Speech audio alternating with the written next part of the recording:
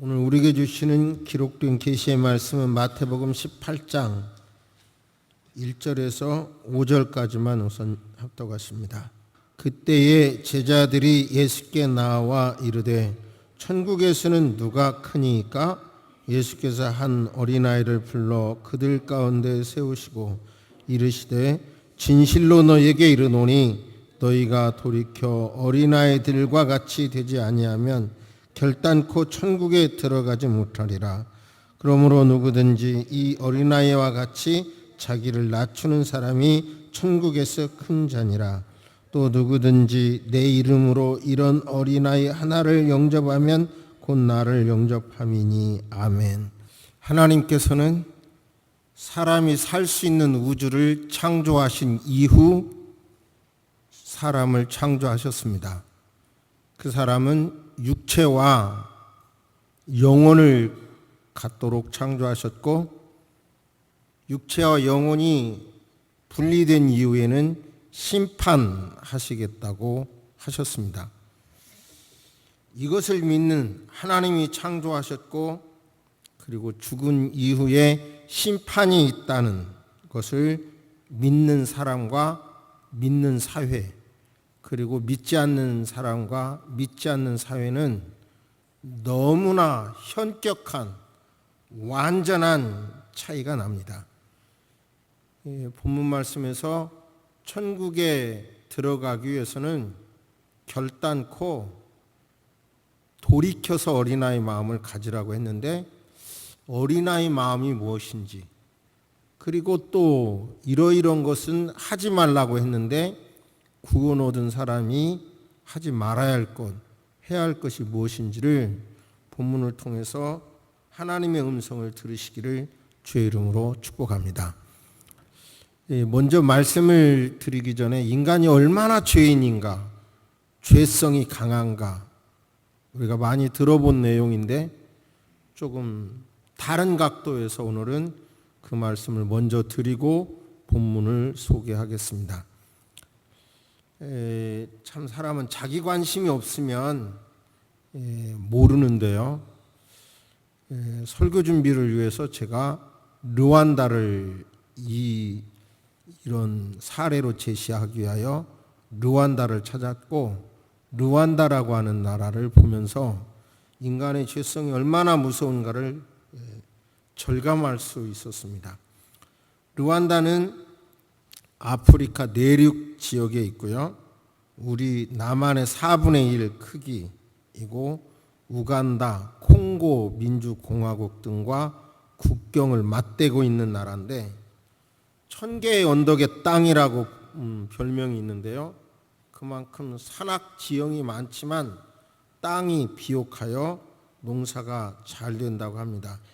특별히 우리가 좋아하는 아라비카 품종의 커피 품종을 100% 지배하고 있고 재배하고 있고, 독일, 인도 선진국에 수출하고 스타벅스에서 이 르완다 커피를 대량 많이 계속 구매하는 것으로 유명합니다.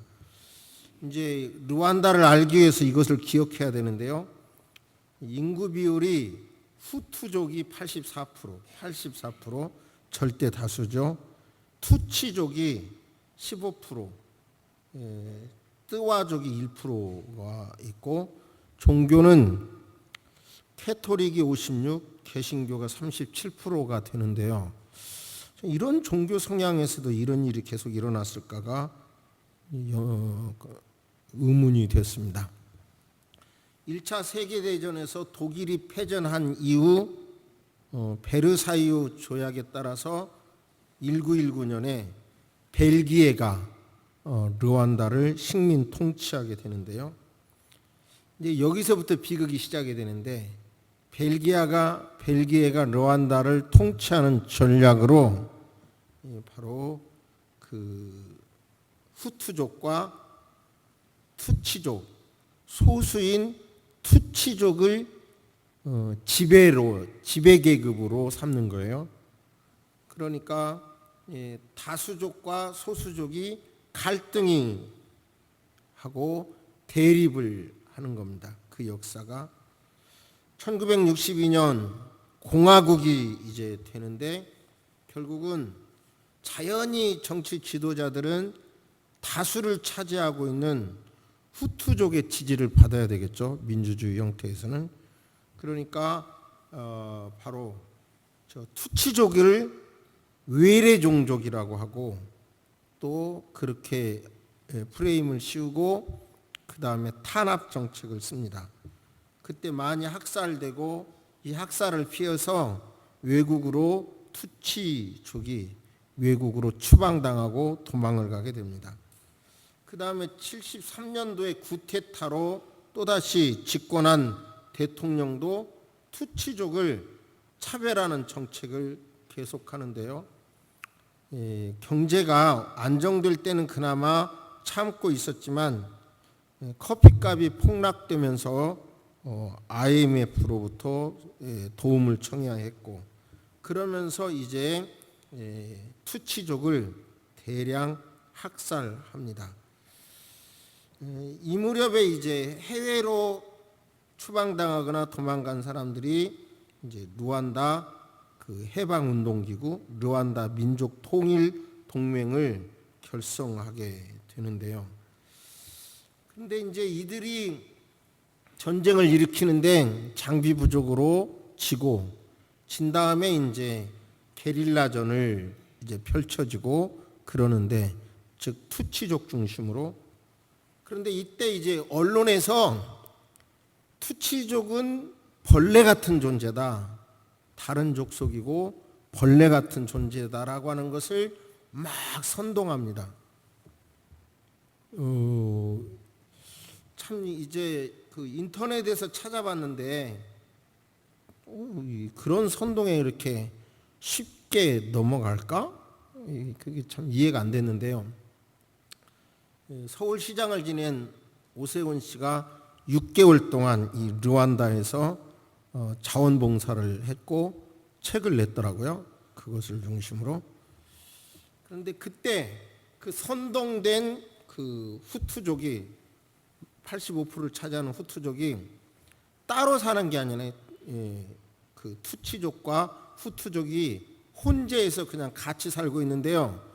그 선동에 열받은 사람들이 후투족이 투치족을 아주 무시무시한 때리면 살점이 튀어나오고 피가 나오는 그런 개인 무기로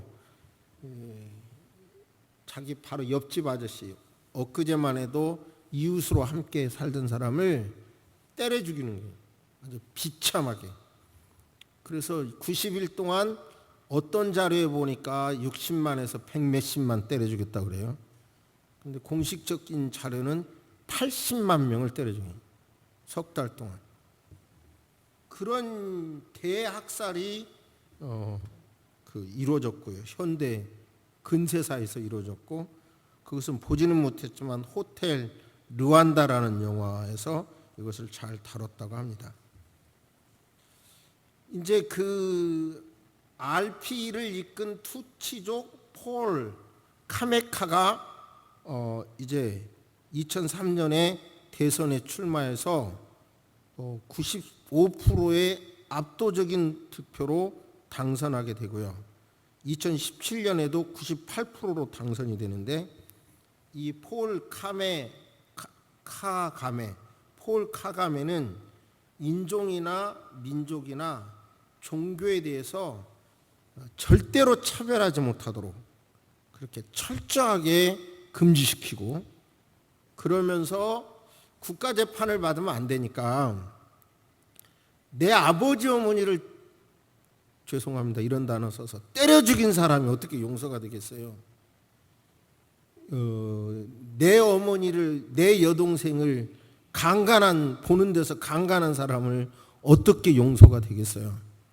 그러니까 이 대통령은 마을 재판위에서 어느 정도 그렇게 가해자가 피해자의 집을 고쳐준다든지 지어준다든지 어느 정도 그 집에 가서 노역을 한다든지 하는 이런 것으로 용서하라 해서 그 엄청난 민족 갈등이 치유가 돼서 이제 그 아프리카 안에서는 얼마 안 되는 치안이 안정되고, 그리고 남성과 여성의 임금의 차이가 별로 없고, 그리고 계속 연평균 7%의 경제 성장을 보이고, 정부의 효율성도 세계 7위에 달하고 그래요.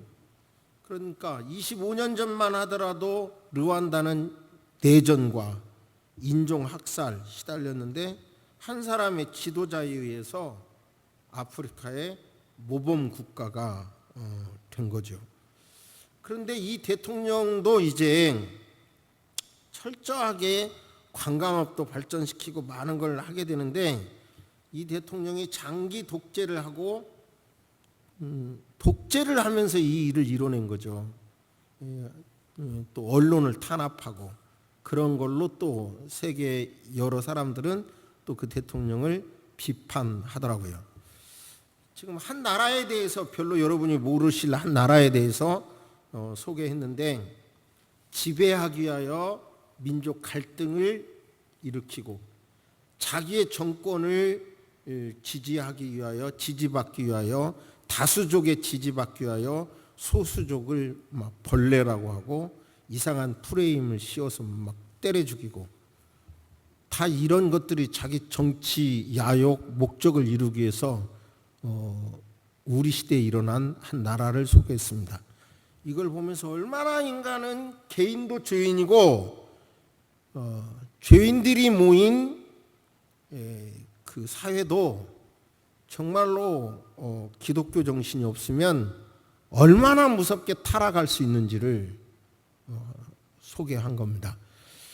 이런 현상들이 우리나라에서 또 다른 나라에서도 이런 현상들은 벌어지지 않아야 할 것입니다. 아무튼 인간은 자기 욕심이, 죄성이 이렇게 무시무시하게 크다는 걸 인정하고 성경을 봐야 되고, 오늘 본문도 봐야 합니다. 본문을 소개합니다. 가버나움에서 일어난 사건인데요, 세금을 낼 것이냐 안 낼 것이냐가 논쟁이 됩니다. 예수님께서는 세금을 내라 라는 목적을 가지고 내기 위하여 낚시를 가지고 고기를 잡아오면 그 속에서 돈이 있을 것이고, 그 돈으로 세금을 내라 했습니다. 이쯤에서 이제 예수님의 공생애는 약 2년 정도가 진행이 됐는데, 제자들은 아직도 예수님이 세상의 정치 지도자가 되길 원하는 거예요. 예수님이 하나님의 나라라고 말을 해도, 예수님이 십자가에 달려 죽는다고 해도 그건 안 들리는 거고, 세상에서 어떤 왕이 돼서 어떤 일을 일으키기를 계속 기대하고 그 생각을 못 버리는 거예요. 그러던 차에 세금을 내라고 하는 이야기를 듣고 제자들 사이에 논쟁이 붙습니다. 그게 뭐냐면, 어쨌든 예수님은 베드로, 요한, 야고보를 특별히 사랑하고, 그리고 베드로는 여러 면에서 리더 역할을 하고, 그럴 때 이제 세상의 어떤 왕국을 건설하면 누가 무슨 자리에 가겠느냐, 누가 영의정하고 누가 좌의정하고 누가 우의정할 거냐. 그러니까 어머니까지 나와서도 그걸 청탁하기도 하고, 제자들에게도 그것이 지대한 관심사가 있는 거예요. 그러니까 제자들이 말합니다. 천국에서 누가 크니까? 당신의 나라에서 누가 크게 쓰임 받겠습니까? 이렇게 묻자 예수님께서, 이게 이 장소가 이제 가버나움인데요, 그러니까 예수님께서 가버나움에서 활동하실 때는 베드로 집을 많이 사용했다는 자료가 있어요.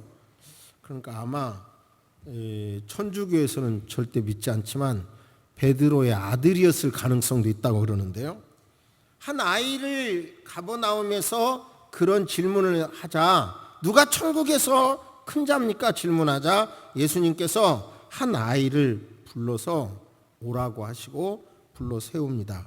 그리고 하시는 말씀이, 진실로 너희에게 이르노니 너희가 돌이켜 어린아이들과 같이 되지 아니하면 결단코 절대로 천국에 들어가지 못한다. 그러니까 천국에 들어가기 위해서는 돌이켜서 어린아이 마음을 가져야 된다, 이런 말씀이에요. 이제 이 본문은 쉽지 않은 본문이죠. 꼭 그 다음에 이어지는 말씀을 보면 천국을 가기 위해서 죄 지으면 안 된다든지, 그러면 죄 지은 사람은 천국을 못 간다든지, 이런 복잡한 해석을 일으키는 말씀인데요. 일단 이제 저도 어린아이 마음이 뭘까? 어떤 마음을 가져야 천국에 들어간다는 말일까? 이게 오래전에도 이 말씀을 설교하면서 많은 생각을 했는데, 요즘 어린아이 마음은, 이제 저도 할아버지가 됐으니까요, 조금 더 어린아이 마음을 알 것 같아서 많이 생각을 해봤어요. 어린아이 마음이 뭘까?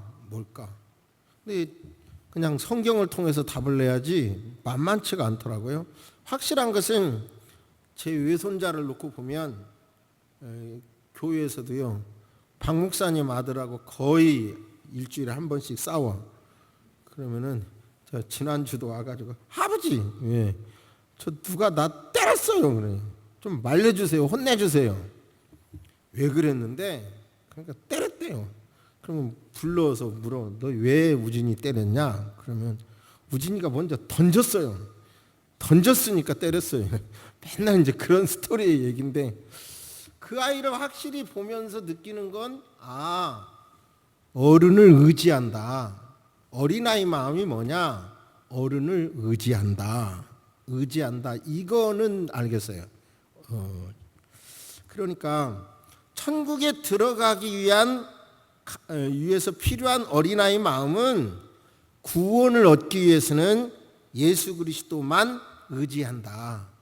예수 그리스도만 의지해야 된다. 그 믿음을 가질 때 천국에 들어갈 수 있습니다. 할렐루야. 다시요. 수많은 사건이 있고, 그래도 단순하게 어린아이가 부모를 의지하듯이, 그러니까 제 마음속에 어린아이는 부모를 의지하는 것만 할까? 근데 요즘 느끼는 건요, 어린아이들도 부모를 도우려고 하더라고요. 근데 거기서 혼동이 되는 거예요. 지난번 산소에 갔는데, 개인적인 이야기를 들을 수밖에 없네요. 이런 경우는 이제 어머니 아버지 산소 뒤쪽에가 꽤 낭떠러지가 있거든요. 그러니까 사위가 사진을 찍자고 하니까 자연히 뒤로 가려고 하니까 우진이가, 아버지 뒤로 가지 마요. 가지 가면 위험해요. 막 그러는 거예요. 그러니까 어린아이는 부모만 의지하는 게 아니라 부모를 돕더라고요. 위험을 지켜주더라고요, 요즘 아이들은. 그래서 혼동이 되는데, 어쨌든 본문에서 천국에 들어갈 수 있는 어린아이 마음은 구원을 얻기 위해서는 오직 하나님만 믿는 거예요. 그 마음입니다. 성경에서 다른 이로서는 구원받을 수 없나니 천하 사람 중에 구원받을 만한 다른 이름을 하나님께서 우리에게 주신 일이 없어요. 그러니까 내 선행으로, 내 노력으로 구원을 얻는다는 것은 교만이에요. 그것은 나는 철저하게 죄인이니까, 지금 르완다를 소개했잖아요. 나는 철저하게 죄성이 가득한 인간이니까, 나는 내 이익을 위해서는 무슨 짓이라도 할 수 있는 사람이니까, 내 힘으로는 어떤 포장은 할 수는 있어도 나는 선한 사람이 아니고 절대로 구원받을 사람이 못 된다. 구원받기 위해서는 오직 예수 그리스도만 의지해야 된다. 예수의 피로만 구원을 받을 수 있다라고 하는 것을 믿음으로 확실히 가지시기를 주의 이름으로 축복합니다. 할렐루야. 저는 옛날에는 예수님만 믿어야 합니다, 이건 설교를 했는데, 이제 나이가 들어가면서 무슨 생각을 자꾸 하게 되냐면, 그렇다면 예수님이 안 들어간 개인, 예수님의 사상을 거부한 단체, 그 단체는 어떤 건가, 어떤 결과가 나타났는가를 자꾸 얘기하고 싶더라고요. 명암이 있어야 드러나잖아요. 밝은 게 있어야 어두운 게 드러나고, 어둠이 있어야 밝은 것의 효과를 알잖아요. 햇빛이 안 들어오면 곰팡이 냄새가 나잖아요. 예수님이 생명이라고 한다면 예수 생명이 안 들어간 곳은 어떤 것인가, 그걸 얘기하고 싶은 거예요. 그래야 예수님 생명이 이런 효과가 있는 거구나, 그것을 알 수 있기 때문에 그런 겁니다. 그러니까 천국에 들어가기 위해서는 온이 예수를 믿어야 되는 거고, 천국에서 큰 자가 되기 위해서는 이제 설교 말미에 말씀드릴 이러이러한 일은 하지 않아야 되고, 이러이러한 일은 하는 그리스도인 신앙생활을 해야 되는 것입니다. 그러기 위해서 저와 여러분들은 끝없이 우리는 낮은 자세로, 나는 할 수 없다는 마음을 가지고, 오직 예수님만 구원을 줄 수 있다는 마음을 가지고 구원을 지키고, 하라고 한 것을 하고 하지 말라고 하는 것을 하지 말게 되기를 주의 이름으로 축복합니다. 그러니까요, 예수님이 안 들어간 사상이 뭐냐? 예수님이 안 들어간 사상, 여러분에게 먼저 묻습니다. 성경을 덮어놓고 인류는 어디서 왔냐? 개인은 죽은 다음에 어디로 가냐? 사람은 무엇 때문에 살아가야 되느냐? 명확하게 답해 보시기 바랍니다. 성경을 덮어놓고. 일단 성경 안에서 인간은 어디서 왔으며, 인간은 무엇 때문에 무엇을 위하여 살아가야 하며 어디로 가는지가 성경에 나와 있어요. 그러면 성경을 덮어놓고 이야기를 해봅니다. 진화론이라는 말을 우리는 많이 듣습니다. 생물은 진화한다는 것이죠. 또 이 말씀을 이해하기 위해서 잘 아시지만 유물론에 대해서도 알아야 됩니다. 이렇게 복잡한 이론은 저는 표준 대박과 사전을 보거든요. 국립어학원에. 그것은 논문을 쓸 때도 그 내용은 인정받아요. 어떤 회사에서 만든 것보다. 유물론을 뭐라고 말하냐면, 만물의 근원을 물질로 보고 모든 정신 현상도 물질의 작용이나 그 산물이라고 주장하는 이론입니다. 자, 보세요. 지금부터 이 말씀을 이해하기 위해서는 진화론이라는 단어도 이해를 해야 돼요. 진화한다 이 말씀이고, 유물론이라는 것도 이해를 해야 돼요. 만물의 근원을 뭘로 봐요? 물질로 보고 모든 정신 현상도 물질의 작용이나 그 산물이라고 보는 거예요. 조금 설명을 하면, 생물은 필요 이상의 자손을 낳고 개체 간에는 변이가 일어나고 이들 간에는 서로 경쟁을 하고 환경에 보다 잘 적응하는 개체가 생존하게 되고, 자연은 이러한 방식으로 생존력이 강한 개체를 선택한다는 것이 조금 어려운 말로 설명하면 진화론의 내용입니다. 여기서 나온 단어가 한번 따라서 하십니다. 적자생존. 적자생존이라는 단어가 나옵니다. 이 사람들은, 진화론자는 점진적으로 오랜 세월을 거쳐서 진화가 이루어진다 그러는데요. 이제 이 유물론은 다 물질로 보는 거예요. 물질의 하나의 작용으로 보는 거예요. 그러면 이런 것이 어떤 기독교가 없는 사상입니다. 그러니까 하나님이 창조했다가 아니라 진화했다 이거예요. 하나님께서 인간을 하나님의 형상으로 창조했다.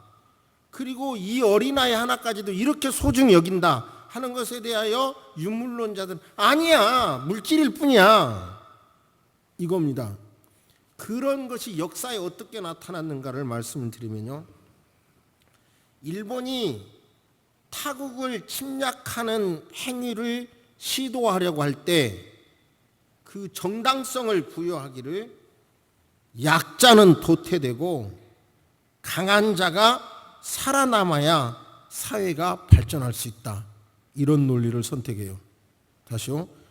약자는 도태되고 강한 자가 살아남아야 사회가 발전할 수 있다.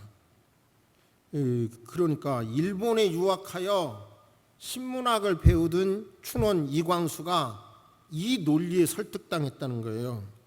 그러니까 일본 사람은 지금도 뭐라고 그래요? 우리가 지배해서 한국이 발전했다, 이 말이 나오는 이유가 그런 것입니다.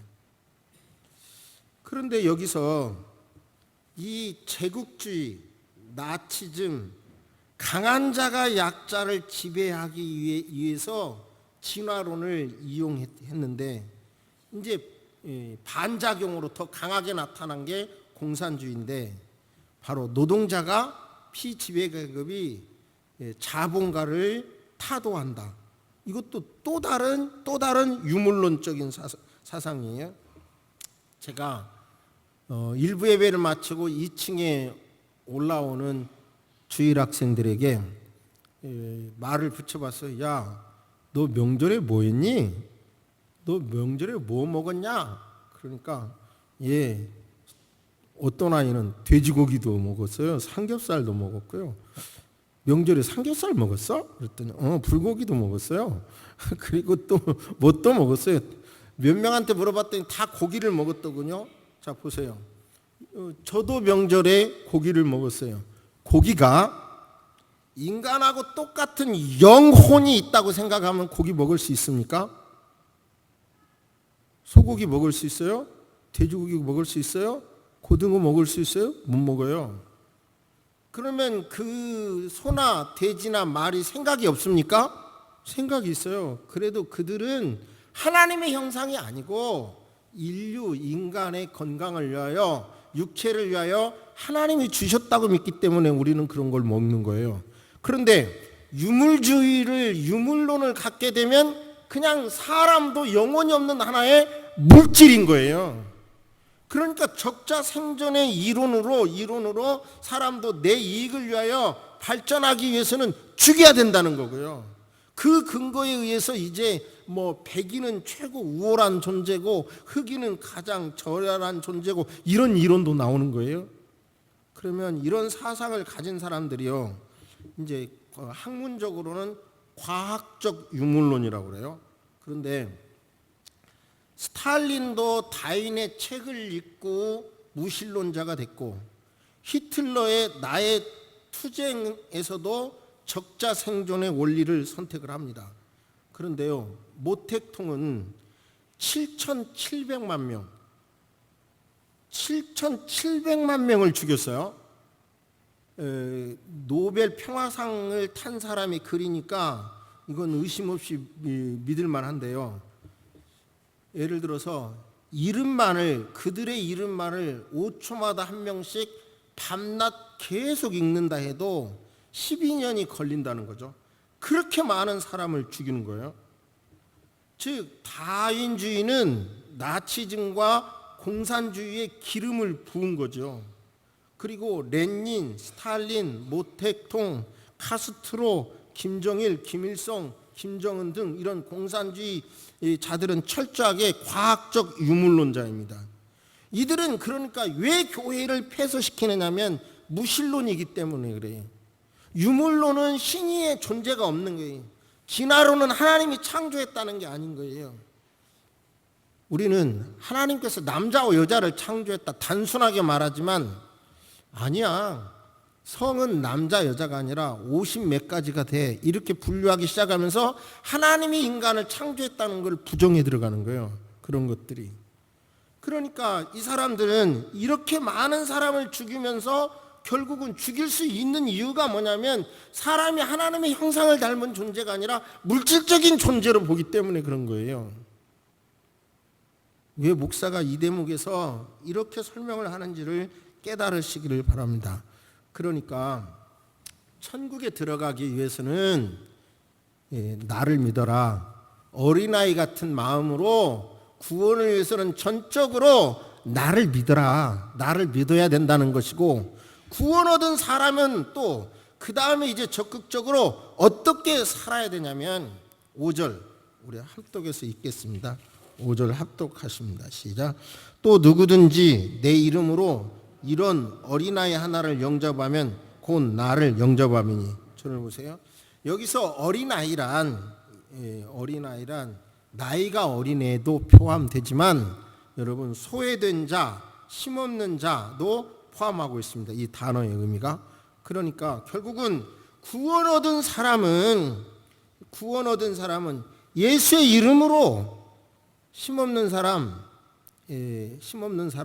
소외된 사람, 방법이 없는 사람, 이런 사람을 영접해 줘야 되고, 이런 사람을 더 나아가서 발을 걸어서 넘어뜨리지 말고, 남을 약한 사람, 힘없는 사람, 소망 없는 사람 발 걸어서 넘어뜨리는 것보다는 차라리 연자 맷돌 있잖아요. 맷돌, 요만한 맷돌이 아니라 영화 보면 큰 맷돌을 말이 이렇게 돌리는 거 보잖아요. 그 맷돌을 목에 걸고 빠져 죽는 게 낫다. 그러니 절대로 사람을 실족시키지 말라. 구원받은 사람은 사람을 실족시키지 말아라. 실족시키기 위해서 네 손이 불불불 움직이려고 하고 내 발이 벌벌벌 움직이려고 그러면 차라리 그것을 잘라버려라. 그렇게 아주 강력하게 말씀합니다. 이 말씀을 이제 잘못 이해하면 우리가 믿는 구원론이 혼동되는데, 저는 단순하게 이렇게 생각합니다. 구원을 얻기 위해서는 예수 그리스도를 구주로 온전히 믿고 내 노력이 아니고 온전히 믿고, 구원을 얻은 사람들은 이제 어린아이, 소외된 사람, 약한 사람, 이런 것을 넘어뜨리지 말고 실족시키지 말고 그들을 적극적으로 영접하라, 이런 말씀입니다. 그렇게 살기를 주의 이름으로 축복합니다. 그러니까 나 혼자 예수 믿으면 된다라고 하는 생각에서 벗어나서 적극적으로 구원받은 저와 여러분에게 하라고 한 것을 하고 하지 말라고 한 것을 하지 말기를 주의 이름으로 축복합니다. 그것이 신앙입니다. 문제는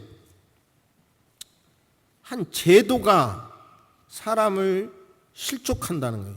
사람을 이처럼 철저하게 영생 얻지 못하도록 막는다는 것이 지금 말씀드린 대로 진화론, 유물론에 터잡아서 태생되는 것이 공산주의와 사회주의라고 하는 말씀입니다.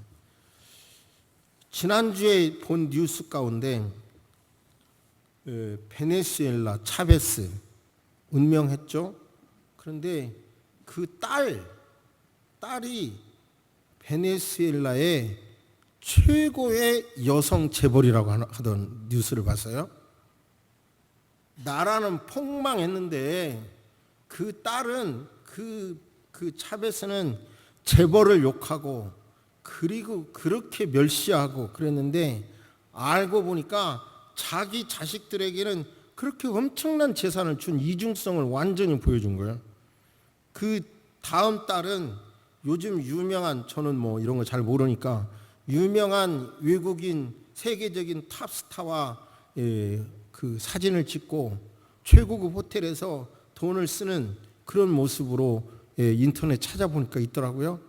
그러니까 뭐예요? 결국은 인간은 죄인이기 때문에 말은 거창하게 말을 해도 자기가 힘이 있을 때 이런 무시무시한 죄성이 드러나는 것이 인간이라는 것을 깨달으시기를 주의 이름으로 축복합니다. 그러니까 결국은 나 죄인입니다. 나 죄성이 있습니다. 나도 자칫하면 넘어질 수 있는 연약한 존재입니다.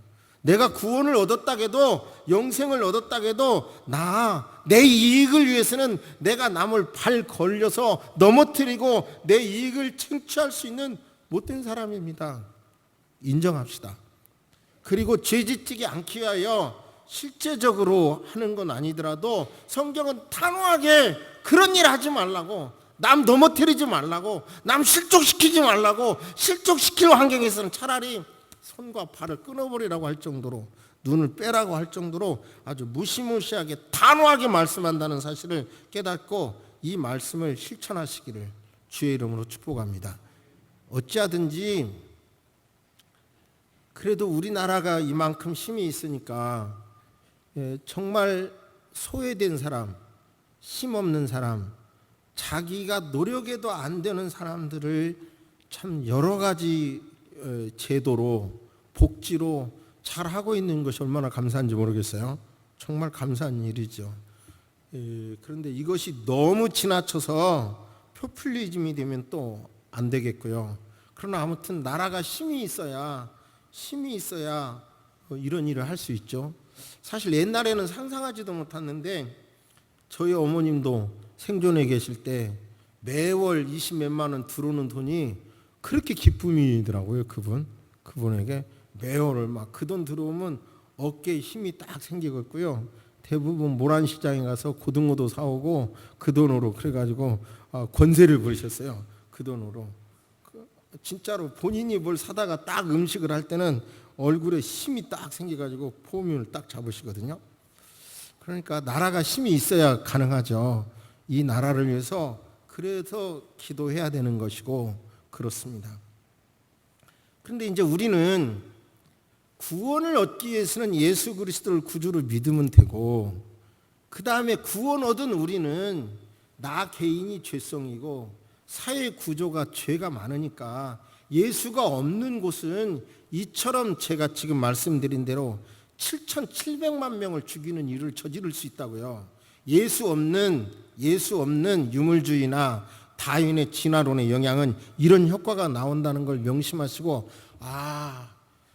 세상의 언론에서 교회를 욕해도 예수의 생명이 이렇게 놀라운 거구나 진실로 깨달으시기를 주의 이름으로 축복합니다. 그런데 이제 우리는 나 구원 얻었다라고 하는 것만 감사하지 말고 우리 사회가 발을 걸어서 남을 실족시키지 않도록, 그러니까 세계의 제도가 바뀌어버리면 통째로 바뀌어버리는 거예요. 그런 일이 일어나지 않도록 우리는 노력을 해야 할 것입니다. 제가 전영애라고 하는 서울대 명예교수의 매일경제에서의 그 오피니언 글을 읽고 많은 생각을 했어요. 어린아이에 대해서 이분은 독일의 괴테 전문가이시라고 알고 있는데요. 이분이 이렇게 말해요. 독일 여행을 자주 하는데 그 아이가 자기 짐을 야무지게 끌고 혹은 지고 다니는 아이들을 본다는 거예요. 독일에 가면. 약간 좀 어색하지만 한번 읽겠습니다. 아주 어린 아이들도 여행 중에 자기가 먹을 것, 자기가 가지고 놀 것, 자기 소지품은 꼭 챙겨 가지고 다닌다. 정말 다 그렇다. 가까스로 걷는 아이도 앙증맞은 배낭을 메고 조금만 크면 유치원이라도 갈 즈음이면 자기 물건이 든 제법 큰 자기 트렁크를 자랑스럽게 끌고 다닌다. 때로는 부모는 빈손이어도 아이는 짐이 있다. 그럴 때조차도 부모가 아이 대신 아이 짐을 들어주거나 끌어주는 법이 없다. 차에 타면 그 짐에서 읽을 동화책이나 가지고 놀거리를 꺼내어 어른도 지루한 여행을 대체로 조용히 잘들 해낸다. 부모와 뭔가 같이 풀거나 놀고 이야기를 나누고 아이답게 질문이 많을 수는 있으나 정말 그럴까 싶어요. 독일 아이들은 칭얼거리거나 어른들에게 치대는 아이들은 찾아보기 어렵다. 어른들과 조금도 다름없이 자기 짐을 자기가 책임지고 끌고 챙기는 아이들을 바라보노라면 그 얼굴에서 자랑이 묻어나고 있다. 그게 아름다워 한참씩 바라보곤 한다. 그런 생각 끝에 늘 드는 무릎은 우리나라 부모들은 아이들에게 이런 기회를 주지 않을까 하는 것이다. 젊은 세대들은 제가 봐도 많이 자녀 교육에 대하여 옛날보다 탁월해진 것을 보게 되는데, 이 교수의 입장에서는 독일이 선진국인 이유를 이 아이 교육에서부터, 어릴 때 아이 교육에서부터 있다라고 찾는 겁니다. 저와 여러분의 신앙이 나 구원받았다는 데서만 만족하지 말고 내 옆 사람이 구원받도록 노력하시고, 그리고 우리 사회 구조 전체가 하나님을 대적하는 나라가 되지 않도록 기도하시기를 바랍니다. 저는 개인적으로 어떤 정치인이 무슨 범죄를 했다, 또는 우리 남한이 북한에 햇빛 정책을 쓴다, 다 통일해도 반론은 있을 수 있지만 나름대로 기여할 수 있다고 생각을 합니다. 또한 대통령이라는 분이 젊었을 때 주사파였다, 이런 주장도 설마 작년이 되고 한 나라의 대통령이 됐는데 지금도 그러시겠느냐, 그렇게 생각을 합니다. 지금도. 전에 초대 비서실장이었던 분이 국회의원 활동 중에 의정 내용이 북한에게 유익한 일들을 주로 했다는 보고도 받고 글도 읽었지만 설마 지금도 그렇게 해서 통일이라고 하는 것을 얻기 위해서 저러겠지라고 하지 의심하지 않았습니다. 그러나 공개적으로 내가 보는 앞에서 나는 산후맹이었고, 그리고 즉 무력으로 민주주의 체제를 붕괴하려는 그 산후맹이었고, 전향하라고 하는 국회의원의 질문에 전향하지 않는 모습을 보고는 밤잠이 안 옵니다. 그것은 기독교인으로서는 절대로 그냥 기도 안 하고 넘어갈 사건이 아닙니다. 왜냐하면 말씀드린 대로 바로 다윈 진화론, 유물론, 그 바탕에 나온 공산주의는 기독교에서 보는 하나님의 창조를 믿지 않고 그 다음에 영혼이 있다고 보지 않기 때문에 그렇습니다. 그렇기 때문에 저와 여러분은 천국에서 큰 자가 되기 위해서는 이런 문제를 겸허하게, 언론에서 떠드는 어떤 지엽적인 문제 말고 이런 근본적인 성경적인 가치관을 위해서는 꼭 기도하시기를 주의 이름으로 축복합니다. 아니, 부탁합니다. 묵상하시겠습니다. 주님, 어린아이 마음 갖기를 원합니다. 전폭적으로 구원을 얻기 위해서 예수 그리스도의 피만 의지하는, 온전히 의지하는 그런 어린아이 마음 갖기를 원합니다. 그러나 구원 얻은 우리는 실족시키게 하는 일이나 영접하는 일은 해야 하고, 실족시키는 일은 하지 말라는 말씀 아버지 하나님 받아들여서 실천하는 우리 되게 하여 주옵소서. 나 혼자의 문제만 급급하지 말게 하시고, 이제 모두가 다 건강한 그리스도인으로서 나에게 너무나 많은 혜택을 준 이 나라를 위해서 기독교가 제공했던 그 수많은 거룩한 영향력이 다시 이 나라에게 끼칠 수 있도록 겸손하게 기도하고 나 자신을 살펴보는 우리가 되게 하여 주옵소서. 낮은 자가 되게 하여 주옵소서. 내가 판단자가 되지 말게 하시고 예수님 도와주세요. 절박하게 현실을 끌어안고 기도하는 자들이 되도록, 새선방 식구들이 되도록 하나님 역사하여 주옵소서. 이제 가을이 성큼 다가왔습니다. 더 많이 기도하고 우리가 인격적으로도 성장하는 이 가을이 되도록 도와주시옵소서. 우리의 생각이 아버지 주의 생각과 일치하기를 원하고, 우리 안에 주의 말씀과 주의 생각이 풍성하게 채워지도록 도와주옵소서. 이 가을에 무엇보다도 감사가 우리 입술에서 터져나오게 도와주시고, 마음에서 그 감사가 받아들여지고 우리의 영혼이 감사로 충만하게 채워주시옵소서. 감사하는 성도의 삶에 시온의 대로가 열리게 하여 주시옵소서. 지금은 우리 주 예수 그리스도의 은혜와 우리 하나님의 놀라우신 사랑과 성령님의 감화감동 교통하심이 이제로부터 영원토록 함께 있을지어다. 아멘.